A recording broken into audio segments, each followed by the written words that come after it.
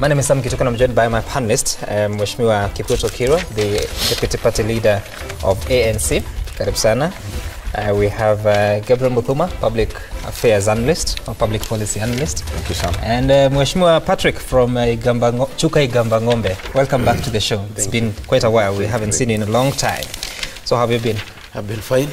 And I'm happy to be back here. It's quite a while.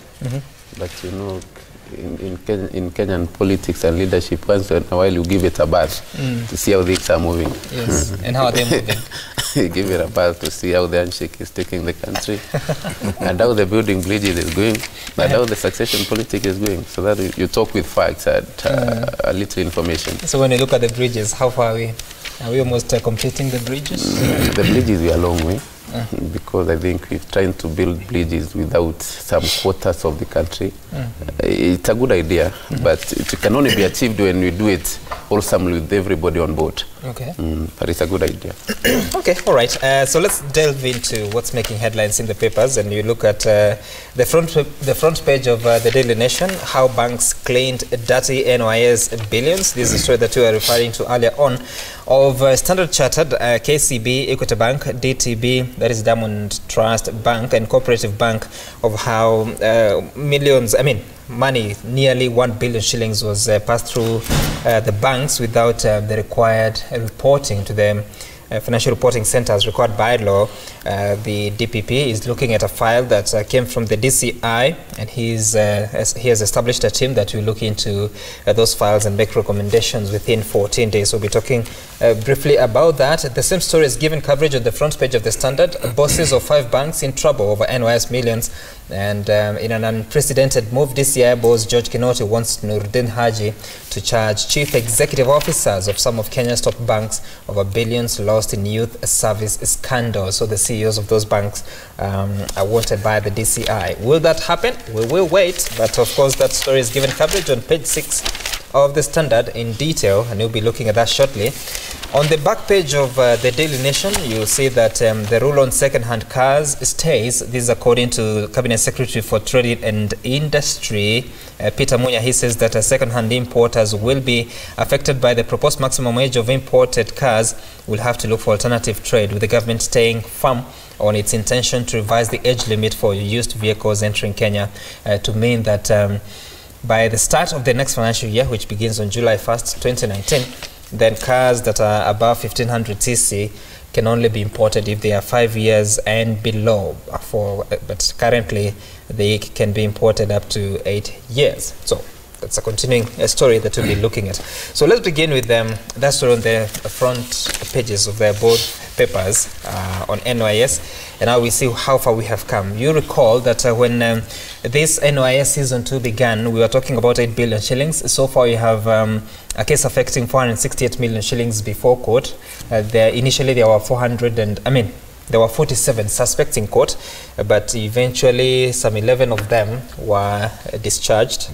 Is that the correct term? I think so, yes. Yes. But now we see banks getting looped into this. And one thing I want to ask is, they are saying that the reason is that they failed to report these suspicious transactions. And the law requires that every transaction that is above, is it $10,000? That's about 1 million shillings is reported to the Financial Reporting Center. Right.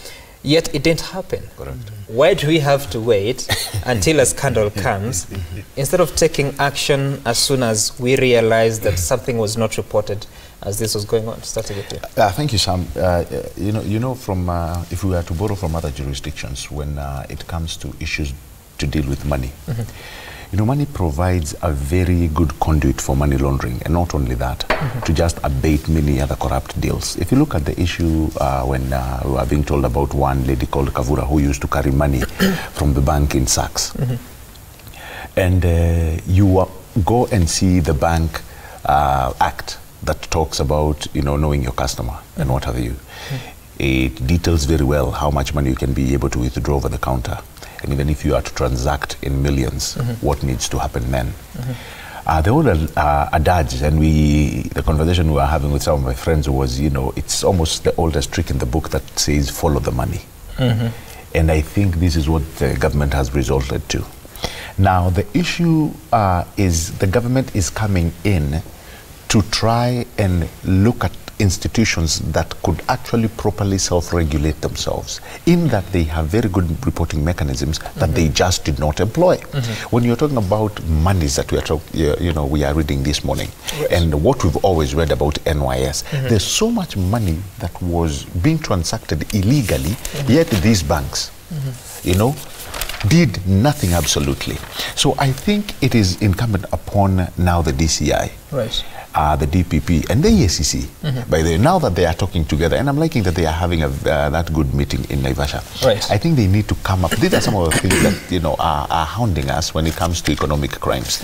You have a conduit in financial institutions that have continued not to follow the rules, and so when you're given that free that free space to move millions, as we are reading, why won't you take advantage of it? So the bank at this point are the are the custodian of that authority. When they allow that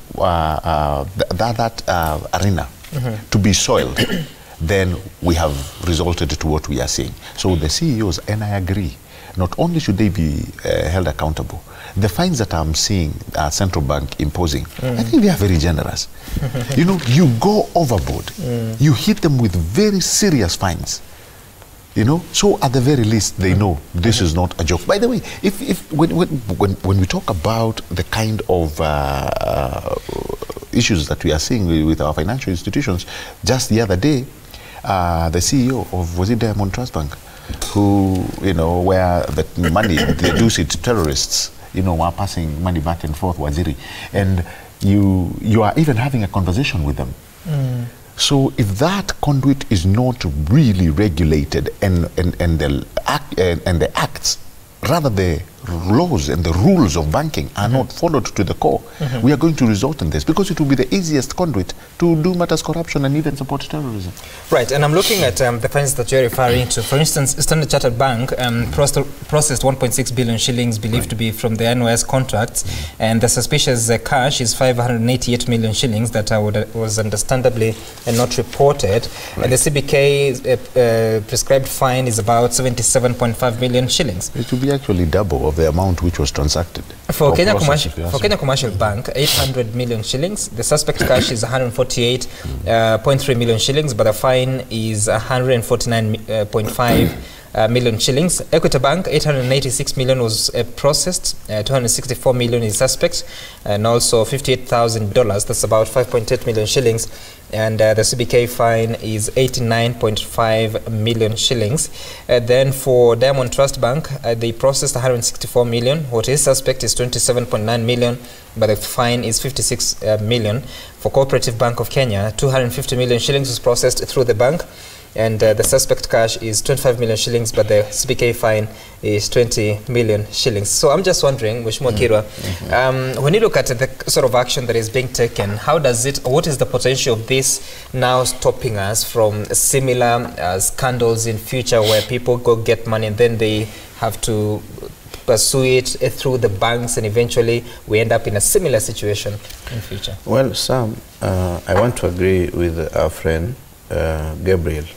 But one wonders, the central bank that is fining all these banks, where were they when all these things happened?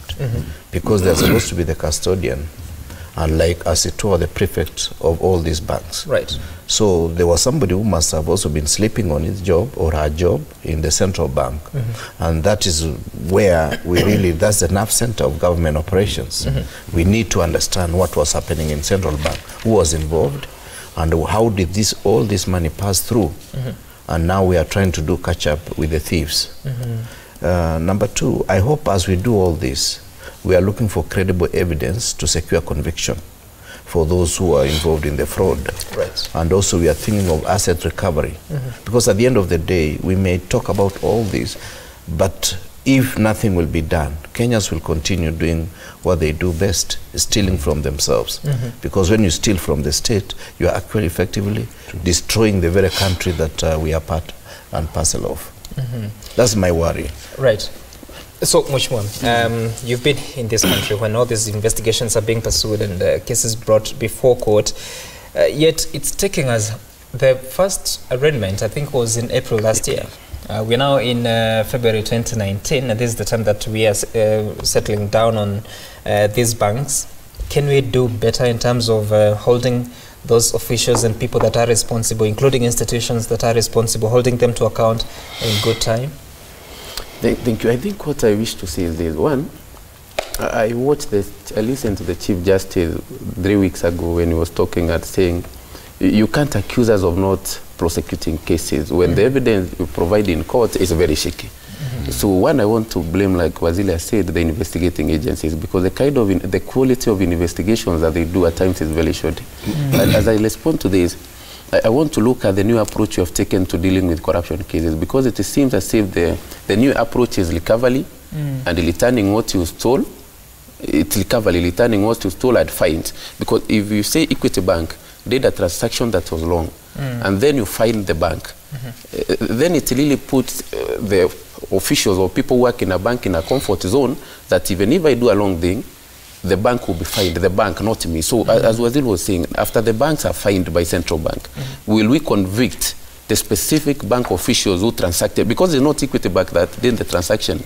If you follow the transaction of 20 million this day, we can say it's Sam Adu transacted. So will any action be taken against the specific officials who did these long transactions or return fines? Because it seems as if now the excitement in this country is about people have returned what they stole. We have assets recovered, but the issue of conviction is that we are taking it a bit lightly. Secondly, I think banks are the custodians of corruption in this country. Because, like Wazili said, if somebody walks in a bank one morning and withdraws 40 million in a sack, and then the same bank continues operating. Last week, as I was trying to pay my staff in the office, and they went to a bank to withdraw very little money to pay their salaries, and this money is from Parliament. They asked for a letter from Central Bank. It was very little money. So, from Equity Bank. So, when the same Equity Bank is accused of having transferred the amount of money I'm seeing here illegally, then you wonder, is it intentional? So I think this corruption is not a mistake. They know what they are doing, and when they do it purposely. And it's like we have become accustomed to corruption now. Because when we talk about NYS, even as a country now, and even the Chief Justice are very senior people talking about NYS is on 1, NYS is on 2. It means we're even expecting 3 and 4. We've just accepted it. Before the finale. All right, and I see a story earlier on this, not this month, but last month, or earlier this year, when Family Bank, details of Family Bank plea bargaining with the DPP came out, and the Family Bank was involved in that 1.6 billion scam of NYS also, but they plea bargained and they had to pay an amount of 64.5 million shillings. Of these, 24.5 million shillings will be paid to NYS, and 40 million shillings will be in form of court fines. Yesterday we had the Chief Justice talking about encouraging plea bargaining for such kind of cases to move justice, the wheels of justice faster. Is this the direction? He has given his criticism, but is this the direction we need to take, for instance, to fast track, because you've seen cases taking so long in court? Right. Is this a good approach to fast-track recovery of resources that we may have lost? Actually, Sam, it is a very good thing and heading in the right direction. When it means you've come up with a very good sound structure, or a very good way of collecting evidence, and you've shown it to some or a bank or Mheshimiwa, and you're telling them, this is what I have against you. All right? If you want to prolong this issue, I'm going to inject resources and I'll find what is happening at the end of it, and this is the sentence that you will carry. Right. And you look at it and you find out, I think they have this thing on me, I don't want it to prolong out there. It could be a financial institution where your name is plastered all over the news every day, and you do not want this, being prolonged as, because of your company or your image. And then you settle in for a plea bargain. So it is actually a very good thing, and it's used in so many jurisdictions. Right. The thing that we should emphasize on when it comes to plea bargains, let it also be quite fair for both parties, so that you can encourage people to come in. It doesn't mean the state loses or you lose, for that matter. A plea bargain is where you say, I have accepted the mistake, and this is the fines imposed, and I'm ready to cover it. Okay. Now, when you look at Family Bank, and I'll support it in this way, the financial institution itself may be okay. And probably somebody, and they've done this over a long period of time, where people or employees contravene the Banking Act, and they themselves are the ones who are actually putting the bank into shame, and they go and do their own crazy deals. The bank suffers by design. That is why it is very good for the bank to keep, you know, their employees increasingly aware of the changing times. But that does not mean that you cannot, or you may not fail to have 3 or 4 people within a financial institutions who are actually the ones that are trying to bring down the image of the bank. We've seen that. It's not only the bank, in many other facets, you know, many other companies, where somebody will do something which is not in accordance to an act, a prevailing act, for instance, that of Central Bank. You know, KYC, this is a term that has been used for a very long period of time. And so when you have somebody within an institution that they've contravened the Banking Act, it is, you know, yes, we can hold the bank accountable because they are direct employees of the bank. But at the end of the day, the bank will offer a plea bargain because they do not want the image of that financial institution being dragged into court. But Sam, just to intervene a bit, that's where the problem now comes in. You know, if I work for a bank, and I know that if I contravene the Banking Act, I'd engage in corruption worth $1 million. Finally, the bank, to protect its image, will enter into a plea-bargain and pay a fine. Now, what prevents bank employees from doing these things? So as we engage in the plea-bargaining route, we also need to look for a digital intimation now for bank employees now. Because bank employees know that even if I do this, finally, for the bank to protect its image, it will enter into a plea-bargain and pay some fines. So now the bank employees, what digital intimation now do we have against them? You see, it's only a very, I don't want to use the word foolish, it's only a very, it could be only a very foolish employee who would allow somebody who has done that kind of detriment into their finance to continue working. As a matter of fact, the bank should inject what you call their legal mechanism. If you are the one who has been, they take actions against that employee. And I believe that could be the only best deterrent. Yes, the bank will say, we are going to pay this fine. But as we pay this fine, we are going to find ways to legally hold you responsible. And I think that should be the best. You know, Mutuba, after those news yesterday, I was seated somewhere with a colleague, and what he said was very funny. He said, now, corruption in Kenya, if you want to engage in corruption, engage in it as a business. Not individual. That you calculate the capital you eject, the money you spend, and remain with some profit. So that now that room has been opened, that I can steal this and repay this and agree to repay this. So once you engage in, if you want to become a corrupt Kenyan now, it has become very easy. You just need to do your calculations, leave your margins, what you pay to the government, and leave your margins. So that's a good one. Well, it's a very worrying trend, because I think one thing that Kenyans seem not to understand is that any national resource is a resource that belongs to each and every Kenyan. And therefore people are refusing to distinguish between the thieves stealing from the nation and the common thieves in the village. Anybody stealing from the coffers of the state is the enemy number one of every community. But as long as we still have this mentality in Africa, that as long as you are not stealing from us, you are stealing from the state, you are as good as a hero. And that is explained by the fact that a number of guys who are suspected to have stolen, and they were taken to court, they went ahead to run for certain seats. I'm not talking about Mheshimiwa here, and they won. And they are now leaders looking for the next phase of political dispensation. It is a worrying trend, and as a nation, we must inculcate in our people the need to respect the national resources and the link between state resources and my own resources.